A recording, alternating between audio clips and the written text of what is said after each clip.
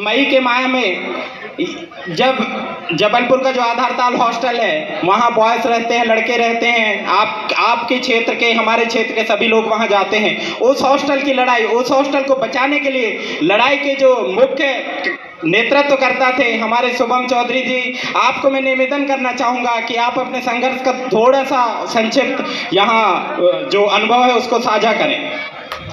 बहुत बहुत धन्यवाद।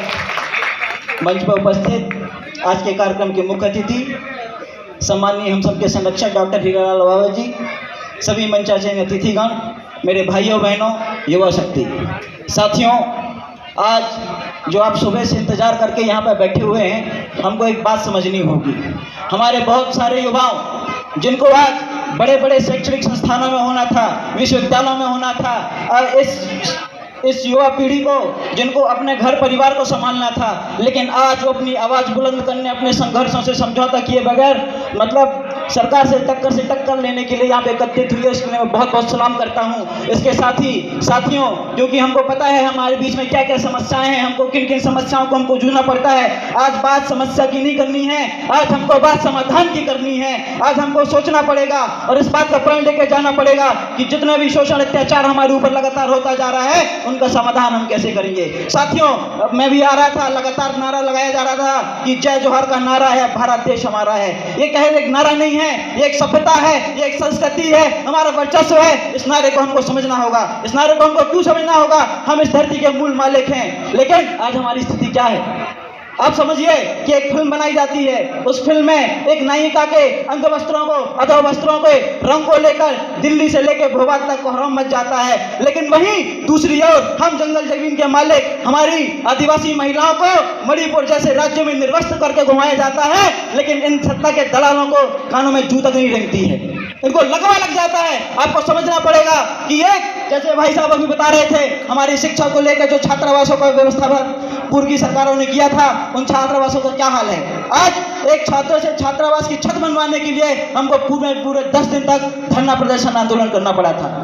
हम इस शहर में जाके क्यों पढ़ते हैं? ताकि हम उच्च शिक्षा करके हम अपने समाज का, हम अपने देश की सेवा करें। लेकिन हमको वहां रहने के लिए, मात्र एक छत के लिए 10 दिन तक भूखे प्यासे रहना पड़ता है। आप देखिएगा, आज कहने के लिए तो हजारों करोड़ का बजट का प्रावधान हमारे लिए, छात्रावासों के लिए, हमारी शिक्षा के लिए, हमारे उत्थान के लिए किया जाता है। लेकिन आज हमारा पैसा केवल रैलियों में, केवल कार्यक्रमों में और केवल प्रचार प्रसार के लिए खर्च किया जा रहा है। हमारी समाज की स्थिति जो कल थी, वही समाज की स्थिति हमारी आज है। साथियों, हमको एक प्रण लेना पड़ेगा। अभी हाल ही में अपने ने 9 अगस्त आदिवासी दिवस मनाया। मैं एक क्षेत्र की विधायक के विषय में आपसे चर्चा करना चाहता हूँ कि आदरणीय 9 अगस्त को आदिवासी दिवस के कार्यक्रम के लिए हम उनको निमंत्रण देने गए।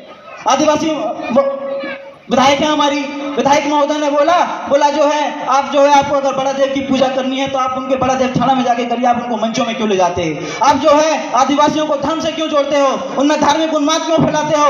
तो मैं आम आदमी विधायक महोदय आपको कहना चाहता हूँ, आपको बताना चाहता हूँ कि राम मंदिर के नाम पर सरकार किसने बनाई? मंदिरों के नाम पे, प्रभाव के नाम पे सरकार कौन बना रहा है? कौन देश में राज कर रहा है? और हम अपनी संस्कृति, अपनी सभ्यता, अपनी संस्कृति की बात करते हैं तो हम धार्मिक उन्माद फैला रहे हैं। ये कैसी दौड़ राजनीति है? इस बात को आपको समझना पड़ेगा। उन्होंने हमारे माननीय डॉक्टर अलावा जी पर आरोप लगाए, बोले आप अलावा जी को अगर चुनाव ही लड़ना था तो कांग्रेस में क्यों है? ये बात कौन कर रहा है? ये बात उस पार्टी की विधायक महोदय कर रही है जिनने अपनी विचारधारा से समझौता करके पीडीपी के साथ जम्मू कश्मीर में सरकार बनाई। आप हमको ज्ञान मत दीजिए, हमको पता है हमको क्या करना है। हम जान गए हैं कि हमको हमारी संस्कृति सभ्यता का संरक्षण कैसे करना है। हम जान गए हैं हमको इस देश का विकास कैसे करना है। तो साथियों, आज एक प्रण लेके जाइए जो लगातार हमारे साथ हो रहा है। अगर हम इस जंगल जमीन के मालिक हैं तो हमको यह एहसास होना चाहिए कि हमको इस देश में राज करना है। और इस देश में राज कैसे करेंगे? जब तक हमारे देश में इस देश की लोकतांत्रिक संस्था, इस देश के सत्ता के मंदिर हमारे हाथ में नहीं आएंगे, तब तक हमारे साथ इसी तरीके के व्यवहार होता जा रहेगा। तब तक हम इस देश के सांसद विधानसभा, लोकसभा में जाके नहीं बैठेंगे। हमारी बहन बेटी को इसी तरीके से निरस्त करके घुमाया जाएगा। हमारे छात्रों को इसी तरीके से 10-10 दिन तक भूख में रहना पड़ेगा। हमारे विधायक महोदय इसी तरीके से गुलामी करके हमारे समाज को बेचते रहेंगे। साथियों, कहने के लिए तो बहुत कुछ है, बस मैं अंत में इतना ही कहना चाहूंगा कि जिगर में दर्द सितमगर कहां से लाएगा, चिराग कोई समंदर कहां से लाएगा, और तुम्ही को बढ़कर इनकलाब लाना है, हर दौर पैगंबर कहां से लाएगा। तो साथियों, यहां से एक प्रण लेके जाइए जो अलग डॉक्टर हीरालाल अलावा जी ने लगाई थी। साथियों, उनको क्या जरूरत थी? वो उसमें प्रोफेसर थी, अच्छा खासा 1.5 लाख 2 लाख उनको सैलरी मिल रही थी। उनको क्या जरूरत थी नौकरी छोड़कर आज वो यहाँ पे हजारों किलोमीटर दूर अपने घर परिवार से दूर आपके बीच में बैठे हैं। ये वो दौर है, अगर आप अभी नहीं समझे तो कभी नहीं समझे, और आपका इसी तरीके से शोषण होता जाएगा। इसलिए साथियों, चूंकि समय बहुत हो गया है, आप एक प्रणित इस महापंचायत के माध्यम से पढ़ लेके जरूर जाइएगा। इस देश में जो हमारे साथ अत्याचार हो रहा है, अब समय आ गया है कि उसका जवाब हमको देना है। अब समय आ गया है कि इंकलाब की जो धारा माननीय डॉक्टर हीरालाल वलावे जी ने जगाई है, उसको हमको उसके उत्तर तक ले जाना है। साथियों, आपने मुझे समय दिया, बहुत बहुत धन्यवाद। क्रांतिकारी, सेवा जौहर, जय भीम, सलाम। धन्यवाद शुभम भाई। एक सूचना है